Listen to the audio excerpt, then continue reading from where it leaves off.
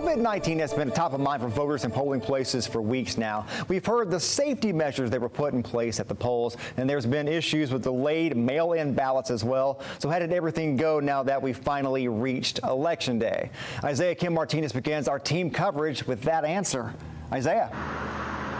Josh, a few precincts we visited today say they've seen a lower number in-person people coming to vote than in years past. Now, the Tennessee Secretary of State says this was not a surprise. In fact, it was expected due to the higher number of early voters and absentee. But he says even with it all, everything that's going on and COVID-19, people should feel comfortable voting in person. Here's why. One of the cleanest places you can go today in Tennessee is to go and vote. Voting precincts in Tennessee have changed the way they do things, trying to keep safety first. Everybody's got the mask, they got the hand sanitizer. Between masks, cleaning, and social distancing rules, some folks like Hickson's Lola Jensen felt perfectly fine casting their vote in person on Election Day. We can go to Walmart, and we can go to Lowe's, and we can go out and have lunch.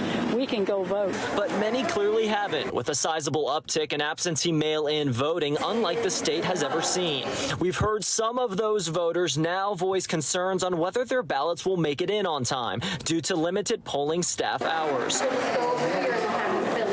Today, we spoke to Tennessee Secretary of State Trey Hargett, who says he can't control what happens once the ballot is in transit. But just like it takes longer to read a novel than it does a magazine, he does expect delays in results, which could spill into the morning. They can go to their polling precinct and they can cast a provisional ballot. Hargett says their workers' priority is not to get this done in a hurry per se, but to get it done right.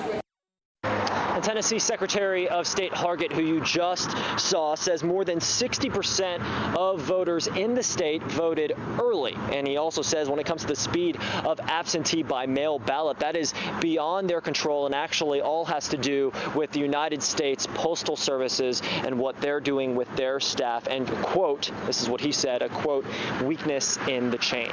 Reporting live in Hickson tonight, I'm Isaiah Kim Martinez, News Channel 9.